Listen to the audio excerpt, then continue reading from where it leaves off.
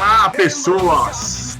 Tudo bem? Aqui é o Vinícius Lara e você está no podcast imersivo de RPG. Um espaço coletivo e colaborativo onde você pode participar via chat ou via voz e conversas envolvendo nosso hobby de RPG de mesa. E hoje eu estou com... Salve, galerinha, Caio aqui, suave, do Covil do Velho Dragão. Visitem lá sempre que puderem, é lógico. E hoje nós estamos aqui a falar do Clérigo, que eu não sei nada, já falei pro Vinícius. O meu primeiro sistema de RPG é o Old Dragon, então eu conheço o que está nas regras do Old Dragon. E hoje eu tô aqui para desvendar mais sobre esse cara e saber um pouquinho também como ferrar quem joga com ele, porque não é fácil. Oi, gente, tudo bem? Eu sou o Beto, sou designer, jogo RPG, falo de RPG, gosto de RPG. E RPG é legal. Vamos fazer um podcast maneiro aí sobre clérigos, que são abençoados ou não, ou desgraçados. É isso aí, é isso. Hoje a conversa vai ser sobre a classe Clérigo no Old Dragon 2. Vamos que vamos. Mas suas mãos tremiam, incapazes de controlar. O frio continuava, implacável e feroz. Valeriana então interferiu com coragem e fé. Com coragem e fé. Seguindo o nosso piloto da classe do ladrão, a gente vai começar literalmente do começo. Tá? Vamos explicar a classe seguindo a ordem que está no livro base 1 do Old Dragon 2. Então aqui, ó, eu vou ler aquele resuminho que tem logo abaixo do título da classe. Vamos lá, ó. Aventureiro, religioso e devoto das forças divinas do panteão. Determinado e virtuoso, protege a todos usando seus milagres divinos. Cara, aqui é a síntese da classe. Então aqui vem as palavras-chave. Ele é aventureiro, óbvio, tem que ser, porque RPG é sobre isso. Mas ele é devoto, ele é religioso, então ele usa as forças divinas, a sua fé, isso mecanicamente e no roleplay. A gente vai falar sobre isso daqui a pouco. Ele é determinado, então a intenção é que um personagem que ele não cai, não deveria cair com tanta facilidade em todos os aspectos possíveis. E ele é um suporte, ele protege a todos usando seus milagres. Essa é a síntese do clérigo ou da clériga. Aí eu vou ler aqui a carreira do clérigo. O clérigo dos níveis baixos é o sacerdote recém-ordenado, treinado pela sua igreja para defender e propagar os dogmas de seu Deus ordeiro. Nem todo fiel entra sozinho pelas portas das igrejas, e alguns precisam ser estimulados, convencidos e inspirados pela força e o poder de sua divindade. A parte mais recompensadora da sua missão, no entanto, é expurgar o mundo do caos e das ofensas por meio dos ensinamentos de seu Deus. Você sabe que foi escolhido para ser a arma do seu Deus, a qual livrará o mundo do pecado. Essa missão trará reconhecimento ao seu trabalho e seus superiores o avaliarão. E, quando isso acontecer, você se tornará a inspiração de outros jovens que o sucederão na incansável luta contra o caos. Aqui já mostra muito da origem do clérigo, mano, da inspiração do clérigo. Ele não é só aventureiro porque sim, porque ele quer ganhar dinheiro. Nada contra quem quiser criar personagens nessa pegada, lógico. Vai conversar com o narrador, com o mestre e tudo. Mas o mote do clérigo é espalhar a palavra, certo? Mestre, mas por que o clérigo vai querer seguir um deus? Ele precisa do deus para poder curar? Precisa. Como o Old Dragon é inspirado na base, né, na pegada old school, naquela coisa mais clássica, sim, ele precisa. Então não vem com essa de clérigo genérico que reza para todos os deuses. Ele pode respeitar todos os deuses do cenário, mas vai ter um que ele vai pedir mais socorro. Exceto cenários ali que realmente... Mas era muito comum ter um certo respeito por todos os deuses do panteão grego, certo? Mas aí depende muito de cenário para cenário. A gente não quer cravar aqui o que pode, o que não pode, o que é o correto, o que não é o correto. Não é essa a ideia. A ideia é entender o conceito que está no livro. Então, o conceito que está no livro, ele precisa ter uma divindade. Agora, você pode trabalhar num cenário onde as divindades sejam, vamos dizer assim, realmente presentes, onde não entra ali contestar se elas existem ou não. Pode-se contestar nesse cenário se elas são benéficas ou não, se elas são egoístas ou não, mas que elas existem. Então, existem cenários que a divindade ela é muito ativa. E existem cenários que a atividade é subjetiva. No Dragon 2 tem um cenário próprio que é a Valanza e isso fica meio nebuloso, se não me engano. Tem interpretações que você pode fazer que a divindade é mais ativa, mas a interpretação base é que a divindade parte muito da interpretação dos fiéis. O Vitor Burgos está aqui no chat, né, mandando aqui uns comentários. Ó, a ideia do Old Dragon é sempre ser o hot dog base, o simples que você pode customizar na sua mesa. Exatamente, Vitor. Exatamente. Mas lá nos primórdios do RPG não existia a classe clérigo. Houve uma necessidade de incorporar a classe quando percebeu a necessidade de um personagem de suporte. A gente vai entrar em detalhes já já. E aí se inspirou, como o cenário, né, do Hoje Dragon 2 e do D&D, os primórdios do RPG bebe muito da Europa, né, medieval, então inspirou-se nos Templários. Então, quando a gente lê a descrição do clérigo no livro do de Dragon 2, você tem aqui a missão de ele espalhar a palavra, seja a força ou não.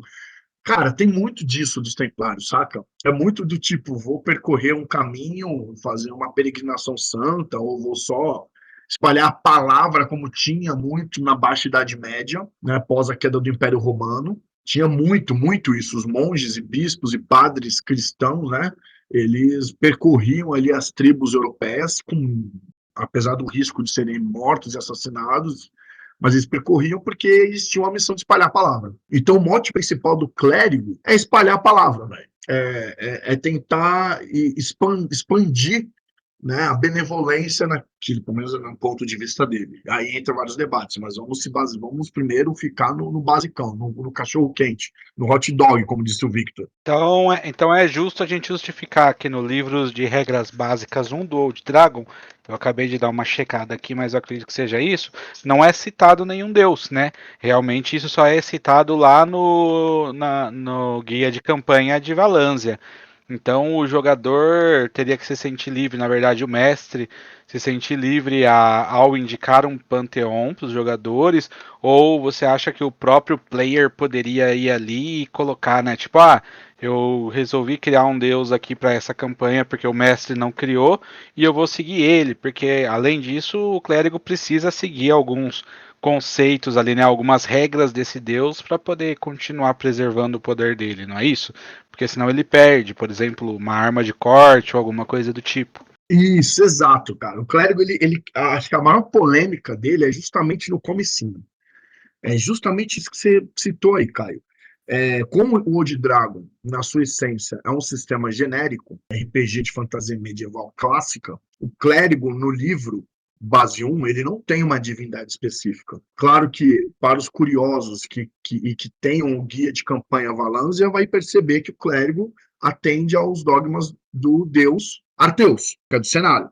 Mas isso é uma interpretação a mais. Para o livro base 1, que qualquer pessoa tem que pegar e sair jogando esse material, pode jogar, isso fica em aberto. Se você lê, que a ideia do livro é isso, você lê não só a classe específica, mas todo o contexto do livro. Então, se você tentar aqui absorver as habilidades de classe e a descrição, você vai ver que esse clérigo é um clérigo padrão, muito inspirado na Igreja Católica. A arte, a ilustração remete a isso. É uma freira com um símbolo religioso e uma massa coberta com manto, né? Um manto clerical, mas por baixo do manto tem uma cota de malha. Mas então você tem aí um personagem base, padrão na questão de habilidades, de conceito estético, mecânico e proposta narrativa. Então, a ideia é que jogador e narrador, que eu chamo de narrador, né, mas o mestre, já tem aí uma ideia de panteão, né, o deus, aquele deus, o líder do panteão, que costuma, não é uma regra, mas costuma ser um deus que prioriza a ordem, né, de uma maneira bastante pobre, bastante simplista,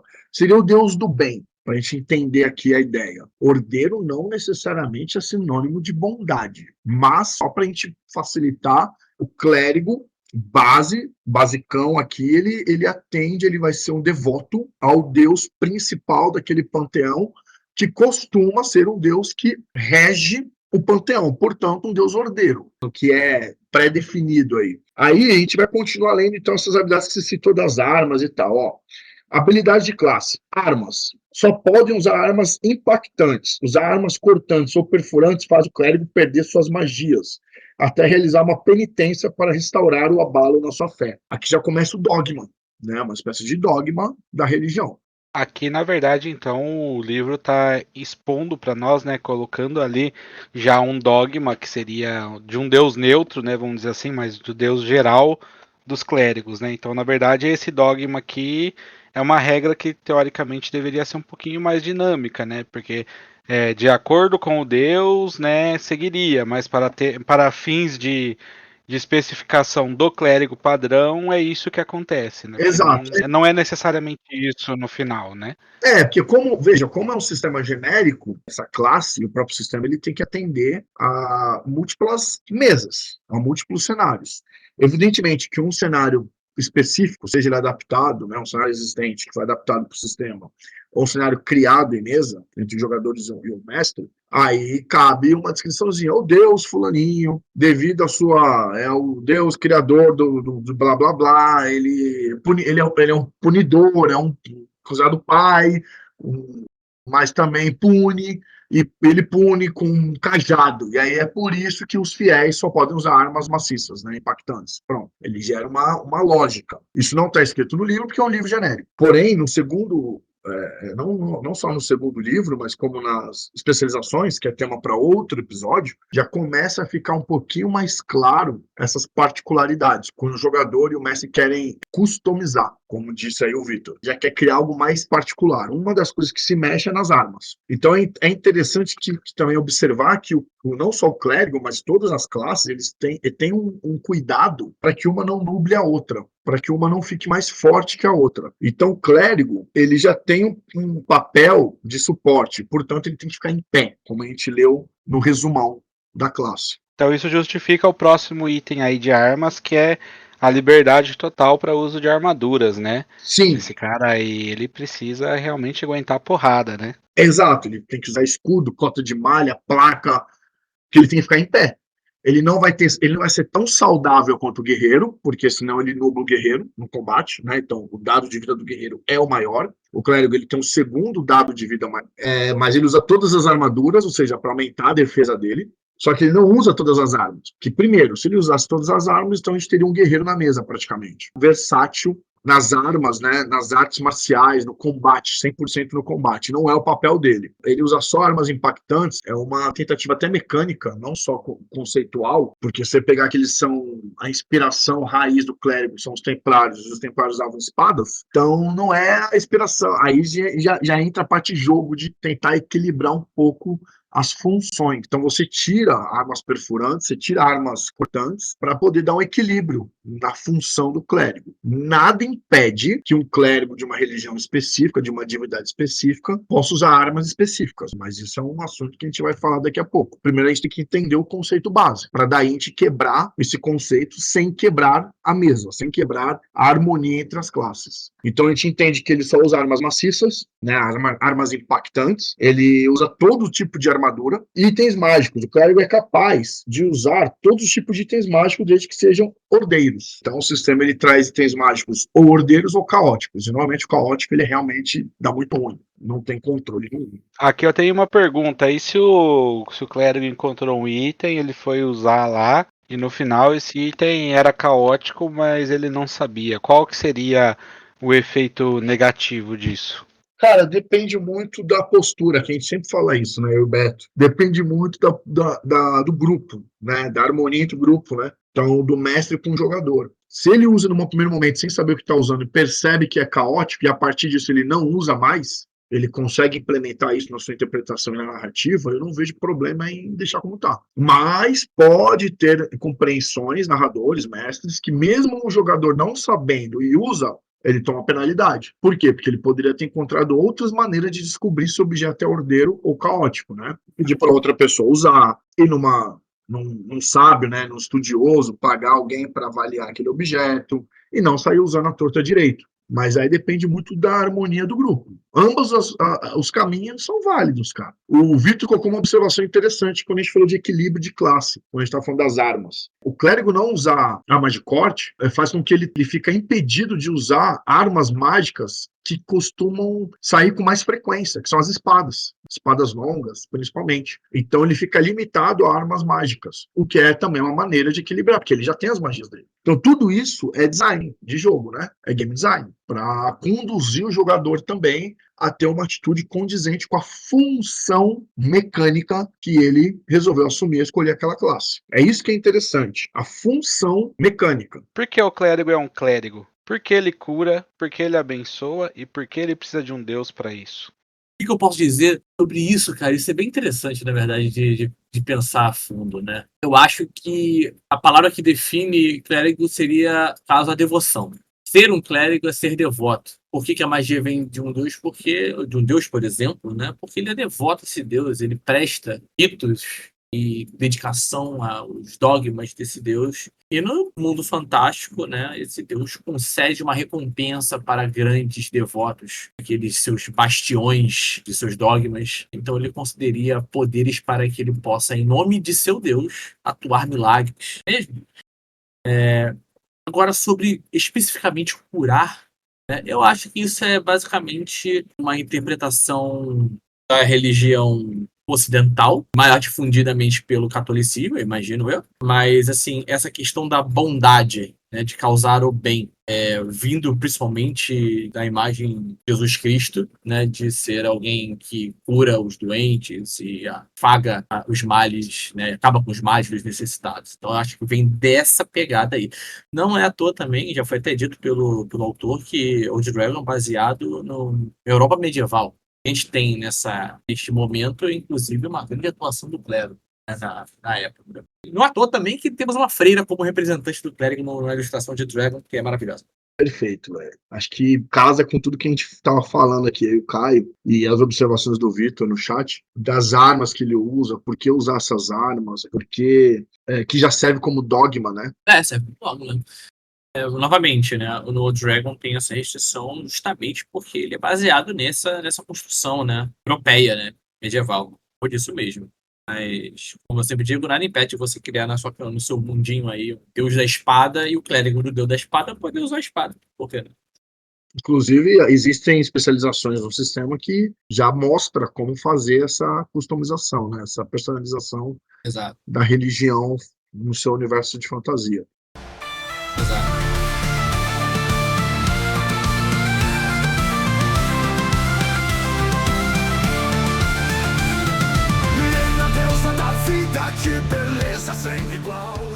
E acho que onde ele mais brilha, na minha opinião, o clérigo, é nessa primeira habilidade que é descrita, que é magias divinas. Um clérigo é capaz de lançar magias divinas diariamente a partir do primeiro nível. Para prepará-las, o clérigo deve rezar para o panteão e pedir que magias lhe sejam concedidas naquele dia, respeitando seus limites de nível e de sabedoria. E aí entra toda a força dessa classe, creio eu, em cima de uma interpretação, em cima de uma condução narrativa. O principal objetivo para ele se aventurar costuma ser espalhar a palavra, né? Espalhar a mensagem da sua divindade. Se ele tivesse um martelo e um prego, ele pregava a palavra. Sensacional. Bem isso aí. Só que pregar é dano perfurante, então talvez ele não faria isso. E aí, como é que faz? Ah, mas ele tá usando martelo. Ele impactou o prego, o que o prego fez a seguir. Se perfurou por causa do prego, culpa é dele. Ele é maior martelada, é contusão. Aí. É que nem aquela, né, assim, eu só puxo o gatilho, quem mata é Deus. É bem isso, porque assim, o livro, eu acho muito bacana do Old Dragon 2, ele traz toda a parte mecânica e gamista, né, do sistema D20, mas ele faz na minha opinião, né, não sou game designer, não sou um estudioso de RPG, eu sou só um fã do hobby. Mas, na minha opinião, ele faz um baita de um gesto ao convidar os jogadores a participar da narrativa, a participar da contação de histórias. Antigamente tinha muito isso. Quando eu digo antigamente, eu não estou dizendo primórdios de RPG, não, mas houve uma época que foi muito popular o mestre ser o único condutor da história e os jogadores serem reativos ao que o mestre colocava. Eu vejo que o Dragon 2 ele faz um movimento muito bacana, que a gente já até debateu isso no primeiro episódio do Ladrão, mas eu reforço aqui, que o jogo faz um movimento muito bacana de convidar o jogador a construir aquele cenário, aquela narrativa, a pintar o quadro junto com o mestre. Então, quando o jogador ele tem que... Não é que ele tem, mas ele é incentivado a interpretar a reza, ele pode só falar, mestre, amanheceu o dia, eu vou querer a magia à luz e curar ferimentos. Ele pode, não tem problema, isso não é um crime. Mas o livro, ele convida o jogador a fazer a reza. Ah, mestre, enquanto o pessoal está ali tomando café, fazendo de jejum, eu sento na mesa, coloco meu símbolo divino em cima da mesa, e antes de eu começar a comer, eu começo a fazer a prece. Ô, Arteus, agradeço estar vivo, blá blá blá, e começa a fazer a interpretação dele, a condução de prece que ele acredita ser ideal, e no meio dessa prece ele já joga. Que a vossa benevolência me dê luz para enxergar o melhor caminho no dia de hoje. Então já está pedindo luz. Exato. Que as minhas mãos tenham um toque suave e que eu consiga ajudar os meus amigos a suportar os ferimentos, as privações que iremos encontrar naqueles calabouços. Então, já está pedindo curar ferimentos, sem falar friamente eu quero a magia tal e tal. E nesse mesmo momento o proscrito dá uma rotada e fala blá blá blá, minha espada. Mas é isso constrói a cena, velho. Porque automaticamente o cara que falou blá blá blá já mostra que ele tem uma rixa, por alguma razão. E aí dentro do jogo é construída uma missão particular desse jogador que faz o clérigo, converter esse outro jogador. Eu vou encher o saco desse outro jogador. É um brigando com o outro o jogo inteiro, cara. O proscrito e o clérigo. De uma maneira saudável. Tem que ser saudável, né? Vamos combinar, sempre, né? né? E sempre o legal combinando naquele momento de um salvar o outro, um ajudar o outro, no fim das contas, sabe? É legal. Né? E também no momento do proscrito, você não quero cura. Se vier encostar em mim com esse negócio, não vem. Não, ele até aceita, mas ele nega que é divindade. Ah, ainda bem que você costurou bem esse corte. Sei lá. O que eu achei legal é que nisso aí que o Caio falou, desse exemplo de cena, é a máxima e o clichê, mas é um clichê que é muito bom, cara. Que é quando a gente vê filmes, especialmente o universo cinematográfico da Marvel trabalha isso muito bem. As primeiras sessões tem essa rixa. Depois passou 15 sessões, quando o clérigo vai puxar a reza, de repente os outros jogadores ficam quietos, respeitam. Um ou outro até entra junto, tá ligado, na reza. Então você criou Isso. de maneira orgânica uma sinergia entre os jogadores que acaba respingando nos personagens. Exato. E a habilidade que a gente tá falando aqui, né, da magia, é o que diferencia exatamente um clérigo de um paladino, por exemplo. É a magia. É a magia. Eu ia falar sobre isso agora que eu tava folhando aqui. Eu vi aqui que nessa primeira magia que nós falamos, magias divinas, o clérigo pode lançar. Porém, olhando a próxima página aí, onde nós temos druida e acadêmico, eles não têm magias divinas. Então quer dizer que eles não podem usar nenhuma daquelas magias divinas que tá lá no fundo do Grimório, é isso? Não, todo mundo tem. Eles só têm acesso às 4 magias daqui das classes. Não. O druida tem acesso às magias, sim. O xamã também, todo mundo tem.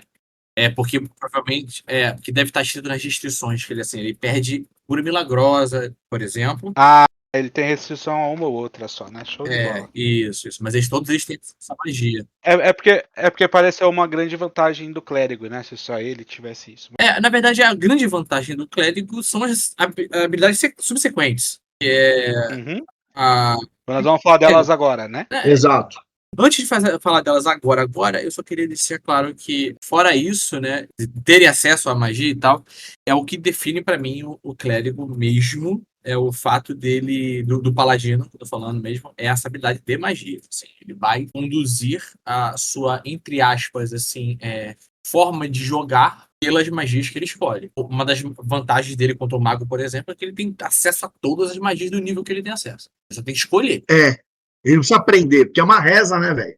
Ele não precisa aprender, é uma reza, ele é a força da fé. E eu volto a dizer, gente, que assim, mago também serve pra mago, tá? Mas clérigo e qualquer jogo old school aqui, pra ser mais específico, planejamento salva a vida. Sim. Você vai fazer... Gente, sou um clérigo humano. Vamos entrar numa caverna escura. Temos tocha? Por algum motivo não temos. Vou rezar pela luz, porque senão eu não vou enxergar. Ponto final. Tem que ter planejamento. E você tem acesso a uma lista tão grande de magias, se torna até tipo, quase um peso você escolher entre tantas magias e tal, etc. Né? Mas isso é outro detalhe, né? Você tem que combinar com seus colegas, ver como é que tá a sua composição de personagem, para você escolher as magias que vão servir melhor para vocês, enquanto o outro vai escolher magias que servem melhor para o outro. Enfim. Mas para mim o clérigo brilha nas habilidades subsequentes, adicionando a sua magia. Aí a partir daqui é o diferencial completo dele. Tensionando mais essa habilidade, que a gente parece que é meio óbvia, e parece que não dá para tirar muito dela, né, do Magias Divinas, porque ela simplesmente é. Ela tem 2 pontos muito fortes aqui. Um mecânico e um que eu considero interpretativo. Além daquele que a gente já mostrou como exemplo de cena. O mecânico, é que você fez a comparação com o mago, né, que faz as magias arcanas. A vantagem mecânica é que ele não precisa aprender magias divinas. Ele só vai destravando como símbolo de que ele está sobrevivendo às provações e o Deus está do lado dele, o Deus dele, e isso vai fortalecendo a fé e ele vai sendo abençoado cada vez mais.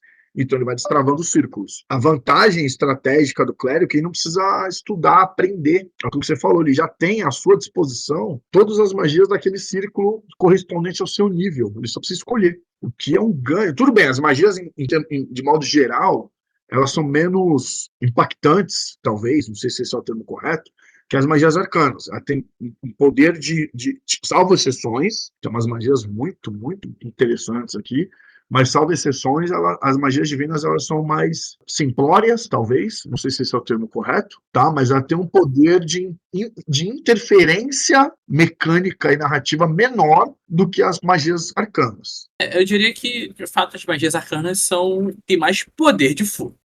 Não querendo puxar a bola de fogo aqui direto, mas elas têm mais poder de fogo, né? Enquanto as magias do clérigo são mais voltadas a um suporte. Tanto para poder ajudar os aliados, assim, sempre é para ajudar os aliados, mas também tem versões que você pode prejudicar os inimigos. Sim. Basicamente, elas são mais, como você falou, sutis, mas não por isso menos agressivas.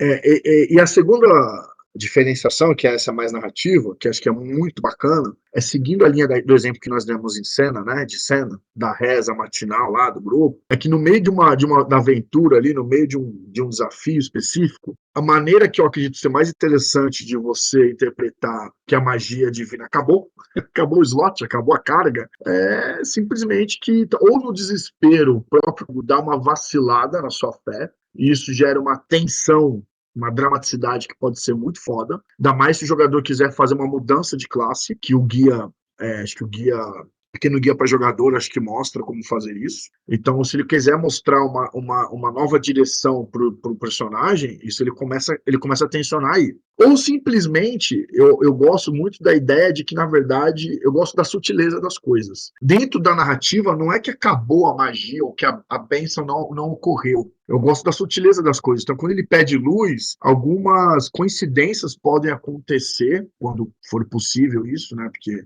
a gente sabe que normalmente são universos de alta fantasia, mas algumas coincidências podem acontecer para ficar subjetivo se foi magia ou se foi realmente uma coincidência, se foi uma magia junto com uma certa engenhosidade. Então, o clérigo, quando ele pede luz, ele pode estar com a tocha na mão já, e de repente a luz da tocha só dá uma mudança de coloração ou intensifica a iluminação dela.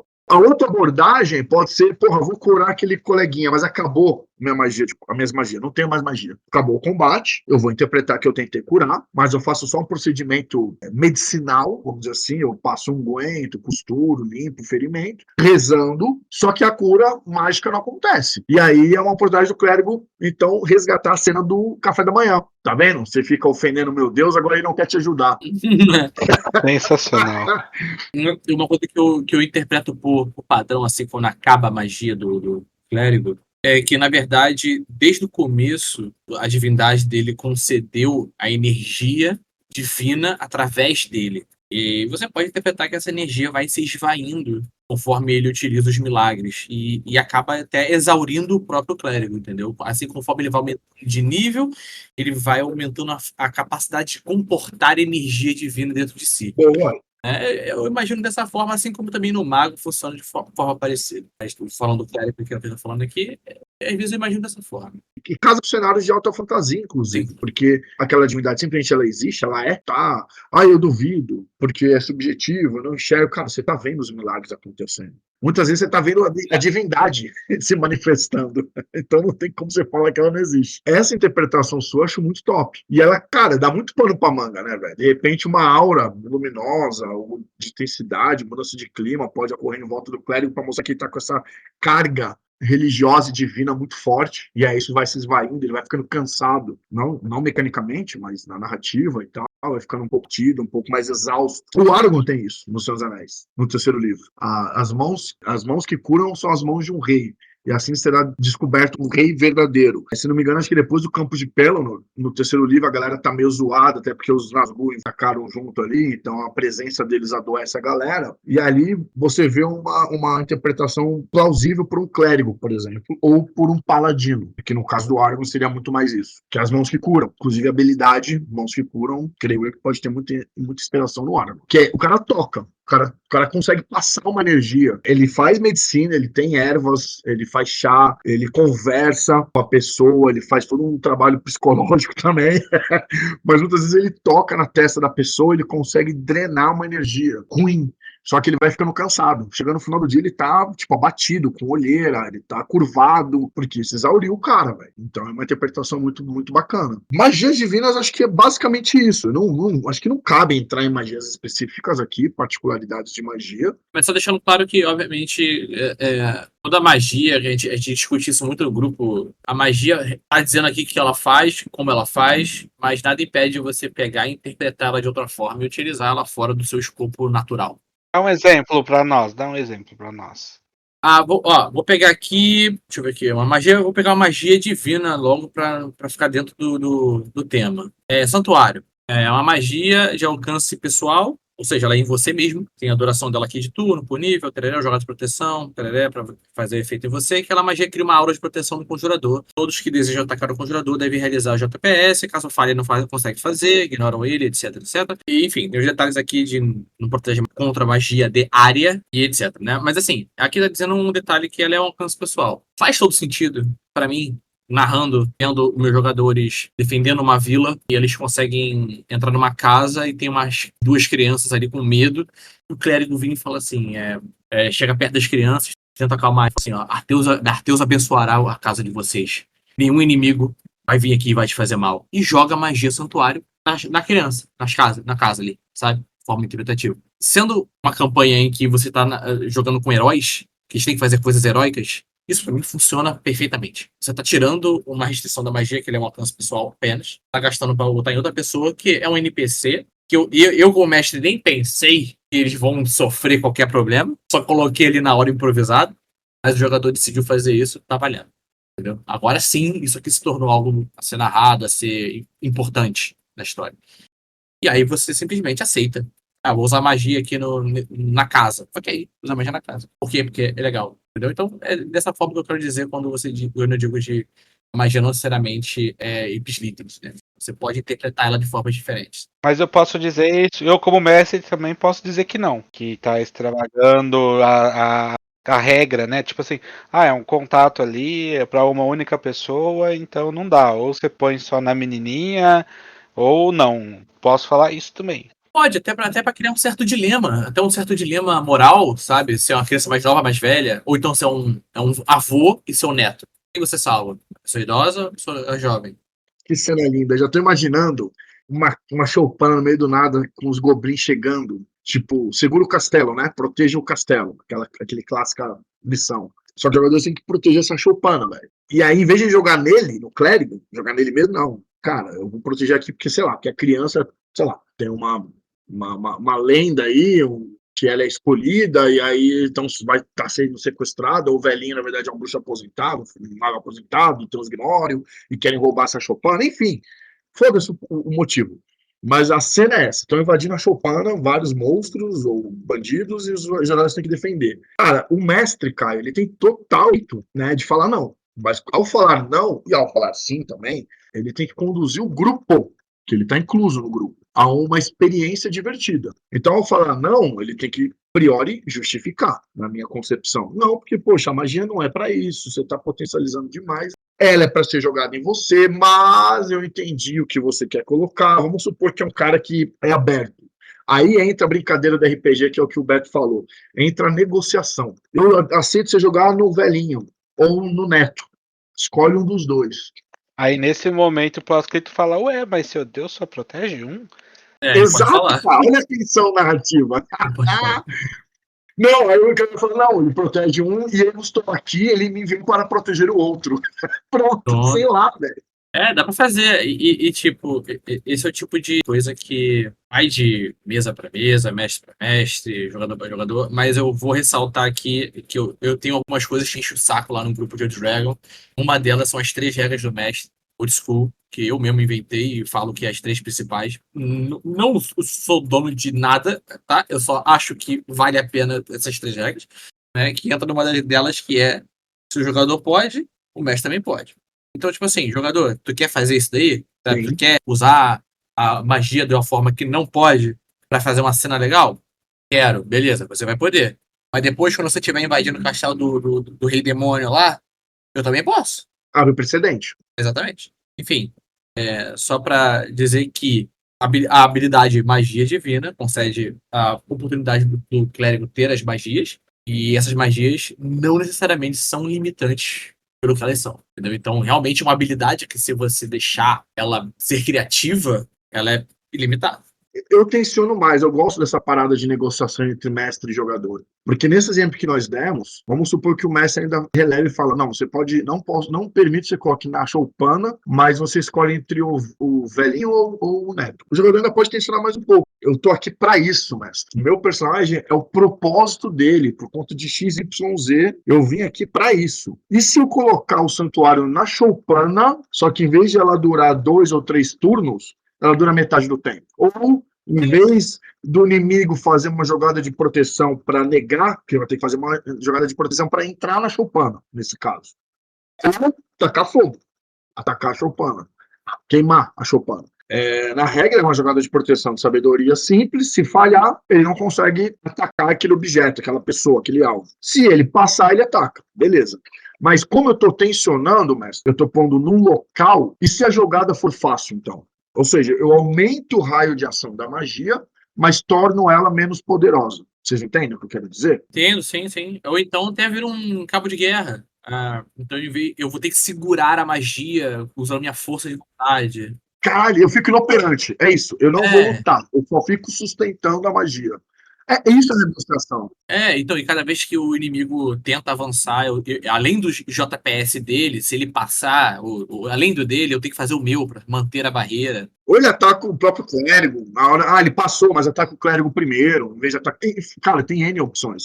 Porque imagina a cena, a galera lá fora, dando flechada, jogando mísseis mágicos, dando espadada, de repente 2 goblins conseguem passar, finta ali, arromba a porta. Dá uma pesada na porta. E o clérigo em pé, rezando, de olho fechado. Não tá nem vendo o inimigo, porque ele tá se sustentando na fé. Atrás dele tá o velhinho e a criança.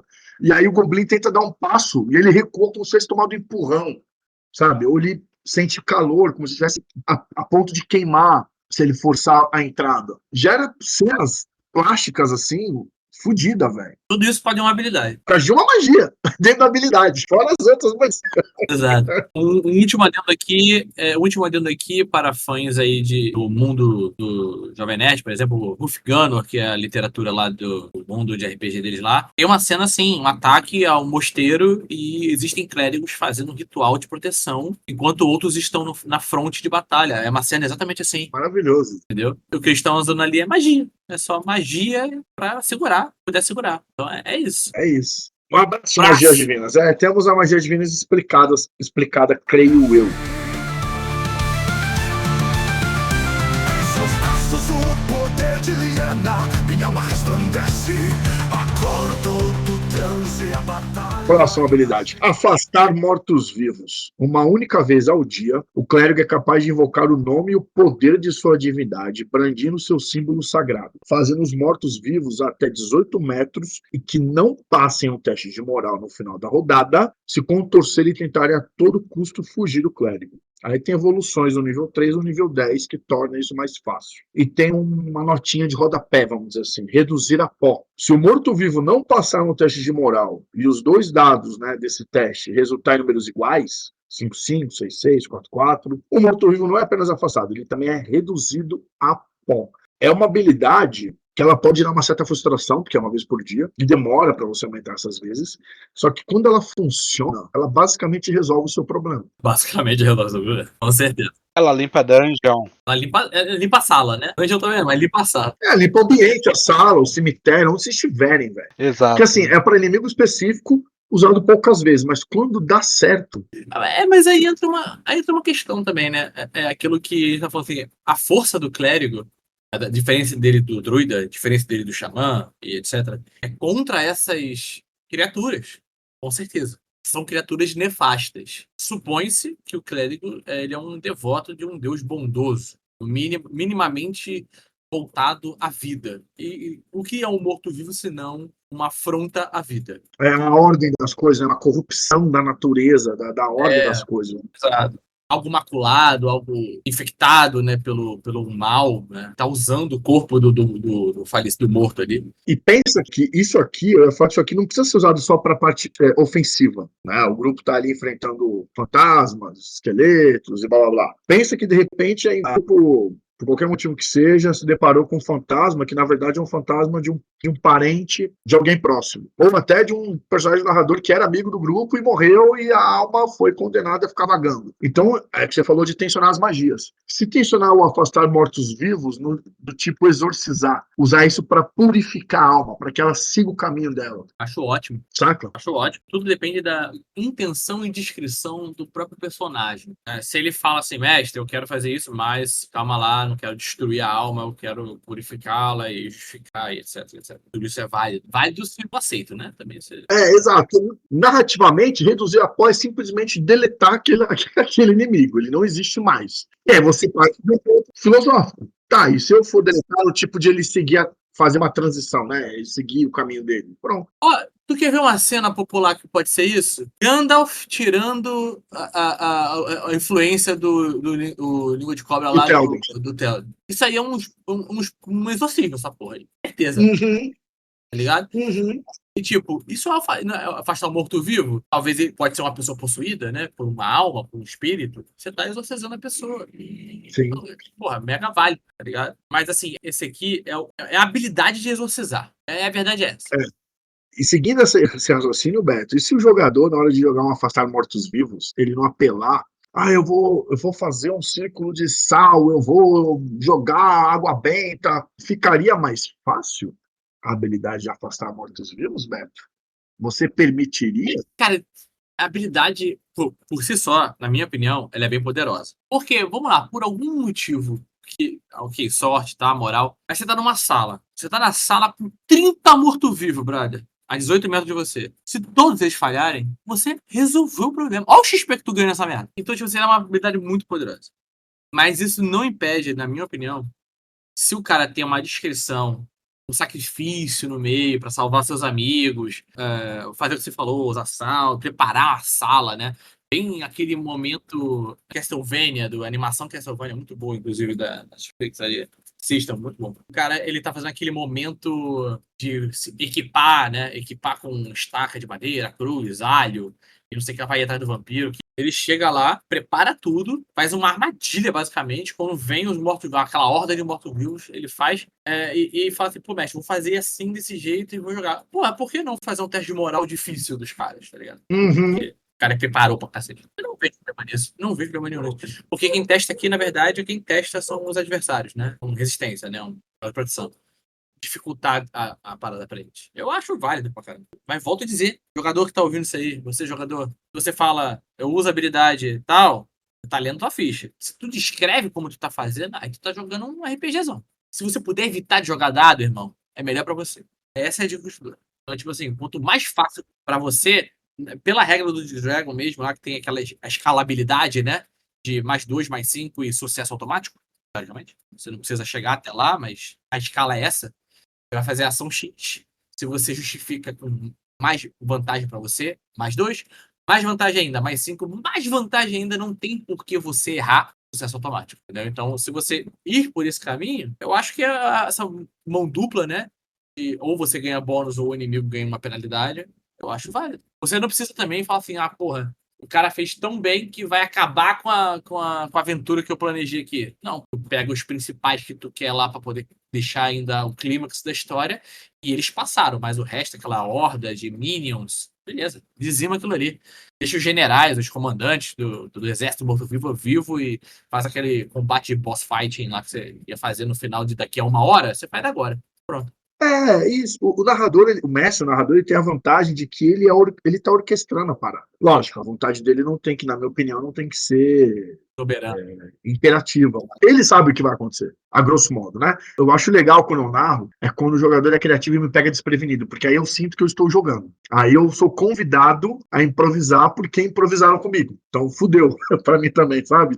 Eu gosto disso, porque aí eu sinto que eu tô jogando. Você só tem que tomar cuidado pra não forçar, né, para não colocar coisas que não deveriam acontecer. Nesse exemplo, eu vou tensionar outra dúvida que fica em aberto dessa habilidade, que é o seguinte: todos os inimigos que falham no teste de moral, eles fogem, se contorcendo para longe do clérigo. Ele não diz durante quanto tempo. Então, facilitar nisso que a gente estava falando agora, que você falou, Beto, né, o jogador interpretou muito bem, porque eu acho que é uma maneira de incentivar o convite da imersão na mesa. Quando um jogador, um narrador, um mestre, qualquer um, consegue construir a cena bem, facilita para todo mundo imaginar e entender o que está sendo colocado ali. E isso, poxa, fica muito mais fácil. Tem gente que tem mais facilidade com imagens, tem gente que tem mais facilidade com palavras, tem gente que tem mais facilidade de ouvir uma trilha sonora. Existem N recursos, mas se o jogador também está ali empenhado, né, ele e o mestre, a criar essa cena mais vívida, porra, todo mundo ganha. E nessa da galera, vamos fugir, os 20 mortos, 30 mortos-vivos que estavam naquela sala,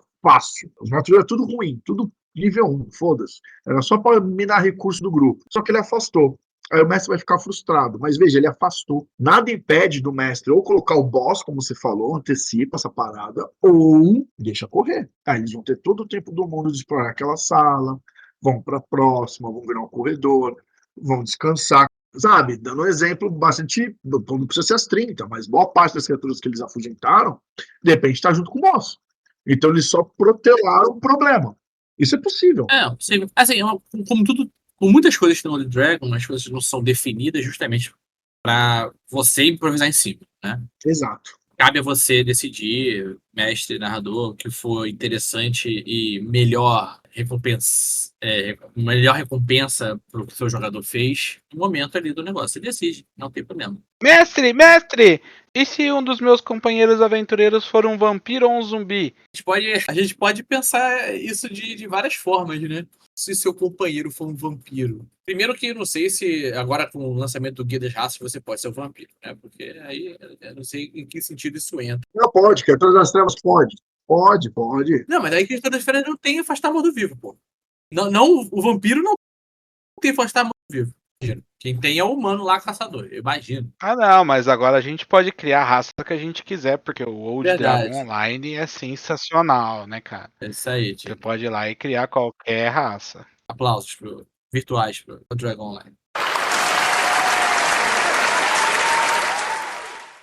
Mas assim, beleza, você tem um companheiro vampiro. Aí você vai afastar mortos-vivos à sua volta. Eu acho que isso dá 18 metros, né, pelo que tá aqui. Isso. Você pode usar a mecânica e.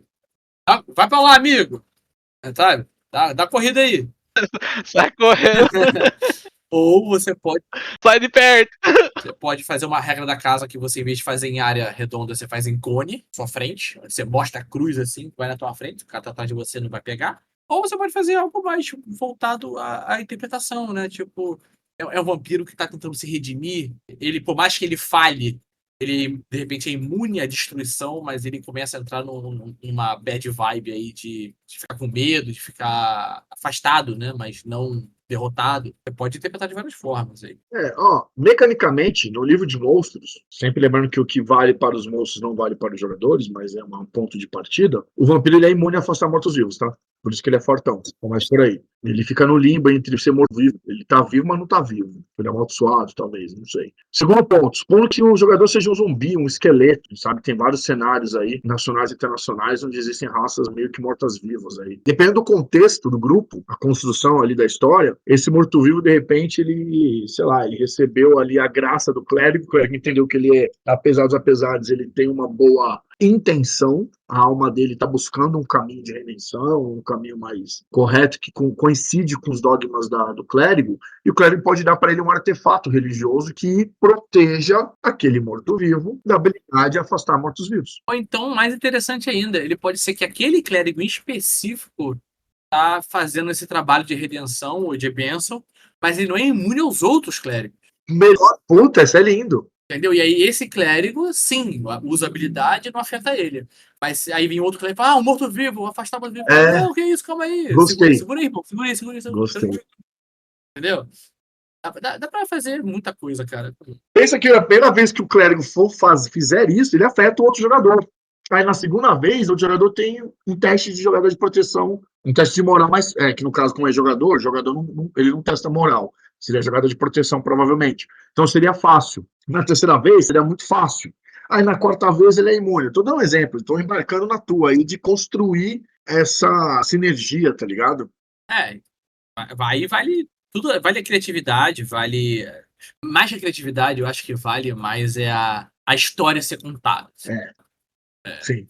Sabe? Porque, porra, você é um personagem morto-vivo, você tem um background, você tem um motivo, né? Pra estar morto-vivo jogando aliado com seus aliados. Sim.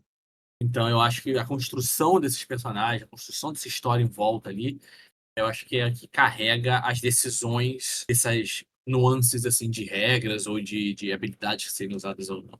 E voltando aqui a falar, e realmente o clérigo vai evoluindo, a habilidade, né, conforme ele passa de nível, né? E evolui até o fato de ele ficar mais forte e mais vezes que ele pode fazer isso por dia, né? Uhum. Mas de fato, assim, é uma habilidade intrínseca do clérigo. As outras subclasses não pegam essa habilidade, não tem afastar morto-vivo. E provém, novamente, dessa questão mais clássica do RPG, né? Do clérigo ser o combatente do bem ali, da pureza, né? Da divindade. E acabar com essa questão maculada dos mortos-vivos em si. Mas, mestre, e se eu for curar o meu amigo vampiro? Aí, cara, você usa aí por causar ferimentos, você troca. Não tem problema, isso é simples, caralho. Mexe o saco. Pedrinho, você no saco, Pedrinho. Ou então. Muito bom, mas isso aí, essas polêmicas são legais. Ou então até. Se você quer ser vampiro, infelizmente você não vai ser curado, tudo bem? Tudo bem. Tá bom, combinou. Combinado não sai caro. Pode ser essa premissa. Entendeu? Ou, mas eu queria ser curado, porque o meu vampirismo tem um motivo biológico, não é religioso, sei lá. Cada cenário é um cenário.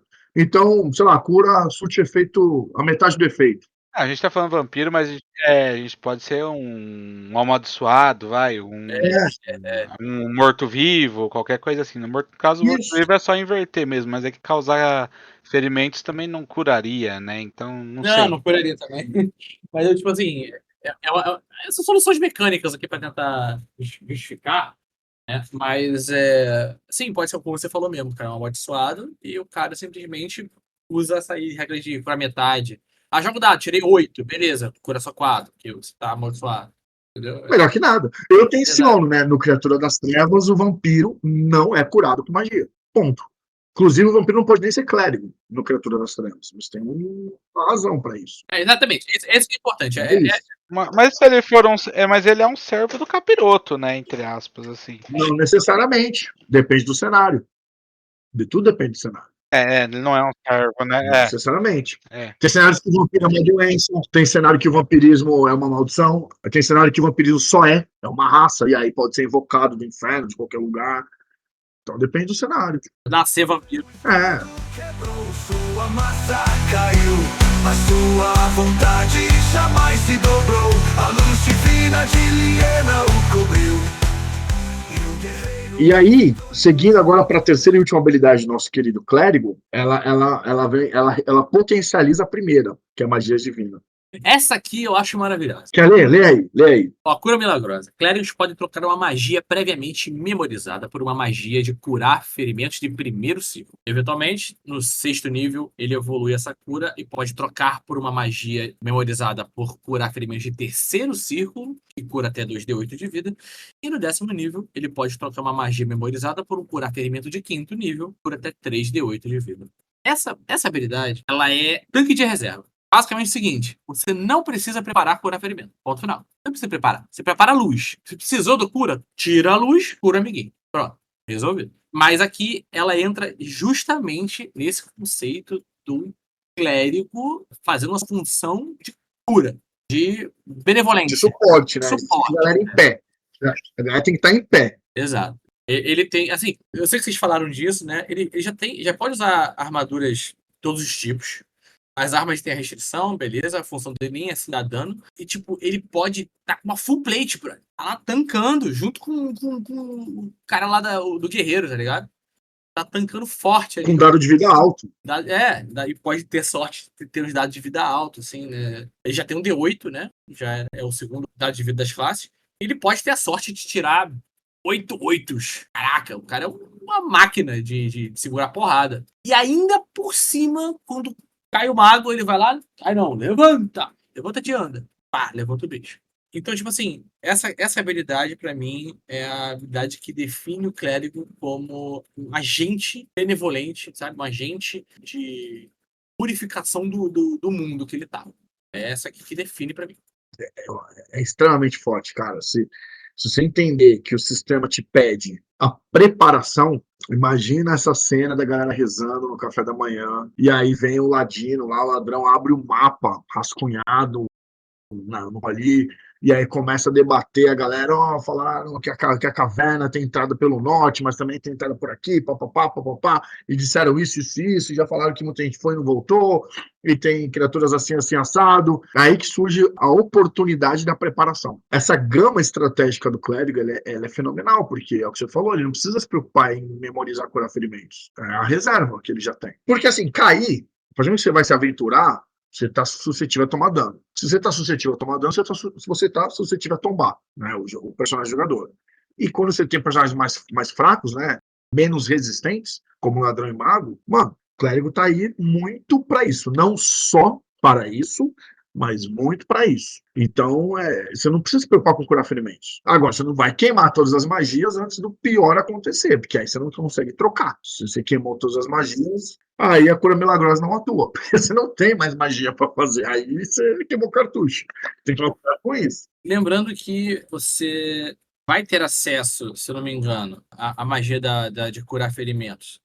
No terceiro círculo, eu não me recordo se você tem acesso a elas só no 6º nível. Eu realmente não me recordo. É no 5º nível. Terceiro círculo é no 5º nível. Perfeito. Então, você pode preparar curar ferimento mais potente, no 2º nível de potência, no 5º nível. Mas se você não preparar ela e quiser usar cura milagrosa, você, por estar no 5º nível, só vai poder usar a cura milagrosa de nível 1, que é de 1d8 de vida. Então, de fato, ainda mantém-se uma estratégia, mas se a sua estratégia consiste basicamente em evitar que o cara morra, o seu aliado morra, basta 1 de vida. Basta tirar 1 no D8. Mas se você quer manter uma persistência, por exemplo, do tanque lá, do seu guerreiro, por exemplo, que tá tomando porrada, pra vocês não tomarem, aí eu acho válido preparar ele mais pesada logo pra curar ele mais frequentemente. E no fim das contas, a magia de cura milagrosa tem ali o 7º círculo. Ela evolui para até o 7º círculo. Não é só o 5º, como diz a habilidade cura milagrosa, mas a curar ferimentos, ela vai até essa evolução. Acho que o 7º círculo já é nível lendário, né? E aí cura completamente os pontos de vida do alvo, além de curar ferimentos específicos como membro torcido, quebrado, etc. E a cura milagrosa não acessa esse poder, esse nível de poder. A cura milagrosa, ela vai até o 5º círculo curando 3d8 de vida. Ponto. Ela é para ser usada de emergência. A verdade é essa. Não tira, como você falou, o planejamento. Se você fala assim, porra, agora conseguimos aqui a entrada do covil do dragão vermelho e essa aqui vai ser punk. Meu irmão, prepara teu curar ferimento nível 7 aí que tu vai precisar. Ah, mas eu não tenho. Então, você tá fazendo errado indo nesse covil de dragão. Não, Mas mas tudo bem. prepara o máximo que você puder, tá ligado? Eu vou lutar com o dragão aqui, luz e. Sei lá. Pois é, Arma abençoada. proteção contra a temperatura até vale, né? Fire Breath aí ajuda. É, Ó, você vai lutar contra o dragão, galera? Você tem que pegar o quê? Remover medo, que o dragão tem efeito de medo. Pega um santuário ali pro dragão tentar te acertar e não conseguir, a não ser que ele jogue o Fire Breath em você, e aí você é dono de área, você não tem o que fazer. Levando isso em consideração a proteção contra a temperatura. Enfim, mas se você não pegar curar ferimentos contra um inimigo forte, assim, preparando a magia mesmo, a maior potência que você pode, você tá só se resguardando na emergência. Assim, cura milagrosa, ela realmente salva a vida. Ela é uma boa emergência, uma boa fuga aí. Mas ela não é definitivamente a melhor cura que você tem. não é a melhor cura. Pode ter melhores. Mas pensa que num cenário onde, bom, pelo menos seguindo o livro base, você não tem recurso de cura fácil, cara, ela é a diferença entre o sucesso e a falha de um grupo. Claro, claro, com certeza.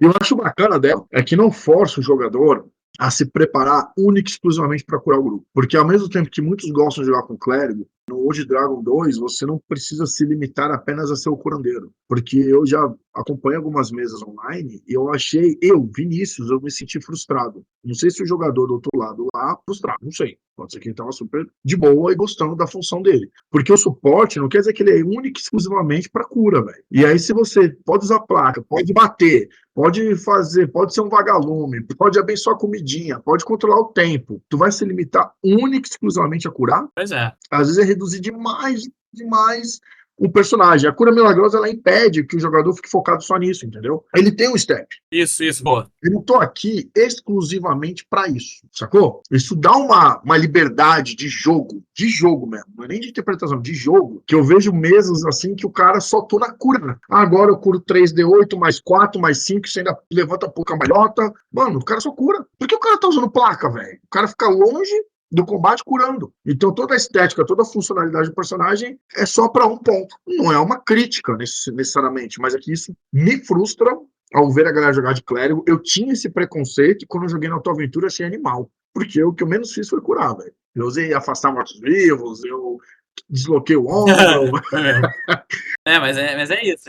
E eu vou dizer, da parte interpretativa da cura milagrosa, né? Ok, ela vai te permitir converter uma magia e tal, não sei o que, etc. Mas digamos assim, ó, você gastou todas as suas magias. Todas as suas magias, você não tem mais magia. E aí você tá lá no, sei lá, acabaram de sair de um templo amaldiçoado que tava causando mal faz uma mácula em volta ali do templo, e vocês saem assim, cansados, sujos, vitoriosos, mas aquela situação desgraçada, de puta, tudo bem, conseguimos, mas porra, olha o brother ali sem um braço, olha o outro ali fudido, não sei o que, tararel. O clérigo senta na lápide quebrada, ele olha pra baixo assim, ele vê um casulo de uma borboleta, e ele dá aquele toque assim, cura milagrosa e só acelera o processo, vira com a borboleta e voa assim, tá ligado? Se for um roleplay usando uma habilidade que tu tem, tá ligado? Entendi. Tipo um truque, vamos dizer. O que você curou de ninguém de verdade, você não gastou nenhuma magia.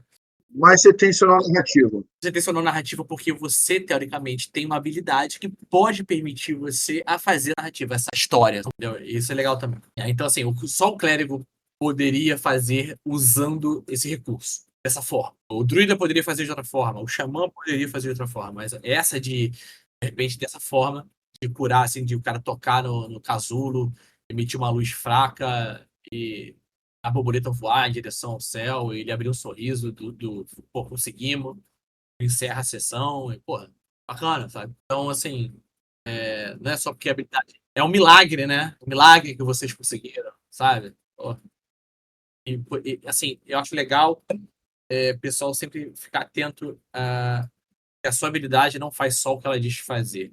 Você pode realmente, como a gente vem frisando aqui na conversa o tempo todo, mencionar essa habilidade narrativamente, sabe? Você não está mexendo na regra, mexendo na mecânica, causando um benefício a você ou um malefício ao inimigo. Não, você está usando a sua habilidade de forma narrativa. Eu acho que isso sempre é legal. Sim, e aí cai, por exemplo, na interpretação, que é o próximo tópico. Eu vejo muita dificuldade em se interpretar clérigo. Engraçado, na mesa que eu estou narrando o Marco de Prata não tem clérigo. Mas, de novo, vendo muito o pessoal muito bom. Tem uma xamã. Tem uma chamada sinistra, muito foda, que é o Beto, inclusive. Mas, assim, eu vendo o pessoal no YouTube e tal, eu cai naquela do cara ter um martelo, um escudo, uma placa, qualquer ação, movimento que ele faz, ele fica falando o nome do deus dele, ele invoca um martelo mágico, uns trovão e cura. É o clichê do clichê. É difícil a gente imaginar um clérigo que saindo do clichê e respeitando os dogmas básicos, né? Olhando o Pod Dragon 2, que é o nosso material de estudo aqui, as armas e tudo, cara, você levantou curas milagrosas. E nós levantamos afastar mortos-vivos. Imagina um grupo de aventureiros aí, chegando num vilarejo, até numa cidade grande, conseguindo, de fato, de repente, limpar um bairro ali, limpar essa vila, dar uma sossegada. E a galera tá sem recurso, velho. A galera tá sem recurso, tá cansada, acabou de voltar do Covil lá, dos Goblin, do Dragão, do qualquer coisa que seja, tá cansada, sem recurso, a vila tá temerosa, tá até agradecida, mas ela está temerosa, mas a vila também já foi saqueada várias vezes, aí a gente consegue dar aquele pulo, aquele salto temporal, então até a galera se recuperar,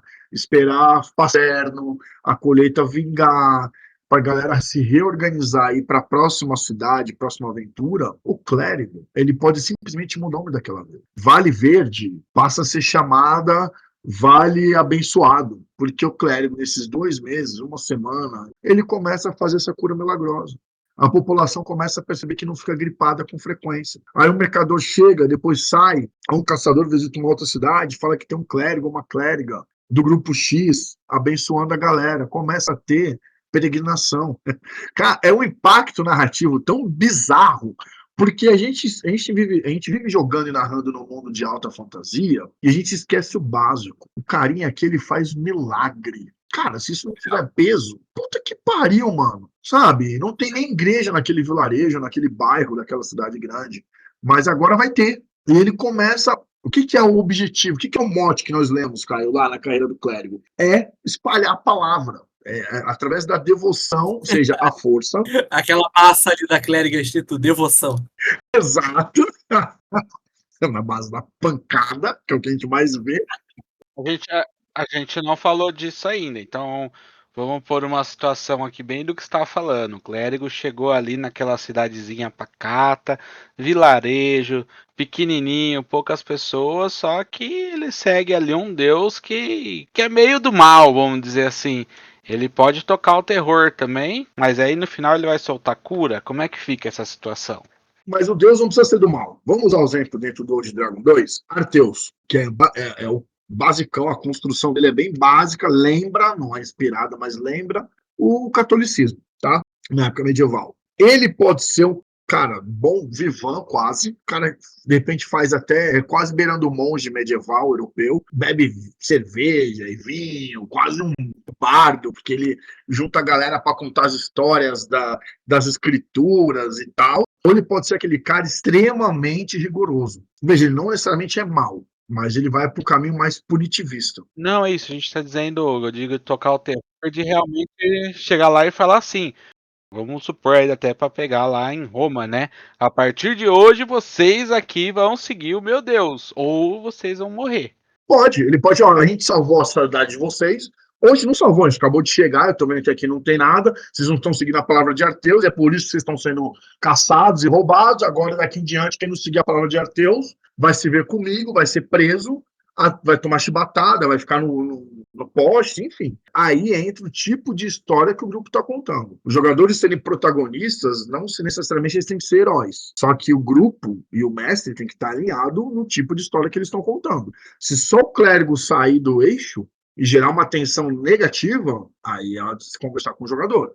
Mas supondo que está todo mundo coerente aí, que está seguindo a mesma linha. É possível, porque ele é um cara rígido, ele está implementando a fé dele na base da porrada, ele não tem muito discurso. Ou segue ou não segue. Ué, o que aconteceu com as colonizações europeias, né? Na África e nas Américas? Foi exatamente isso, para pior. Então, assim, se naquele contexto ele está seguindo os dogmas, não tem problema ele curar. Ele vai ser uma autoridade controvérsia, só que o mundo reage. Uma hora, em vez do exemplo bom que eu dei, do clérigo começar a abençoar e fazer milagre, gerar peregrinação e aquilo gerar renda e dinheiro e fama para a aldeia e automaticamente para os jogadores e blá blá blá, vai ser o contrário. Muito possivelmente vai ter algumas fugas, o boato vai se espalhar, que existe um tirano, depende da história que o grupo quer contar. Pode ser que o rei ou o barão, nobre local ali, mobilize uma força para capturar o padre. Pode ser que ele chame a atenção da igreja, né, da religião, e vá um bispo lá ver se é isso mesmo. De repente o bispo é contra o padre, excomunga. De repente o bispo é a favor do padre. E aí o grupo ganha uma aliança. Eu diria uma interpretação intermediária aqui, ó, porque nada impede do clérigo ser um caótico, tá? Ordeiro, neutro caótico, ele pode ser caótico. Depende do cenário. Não, o clérigo em si, a pessoa, o indivíduo. Tá. Não tem restrição como o paladino tem, que ele tem que ser ordeiro. Verdade. O clérigo não.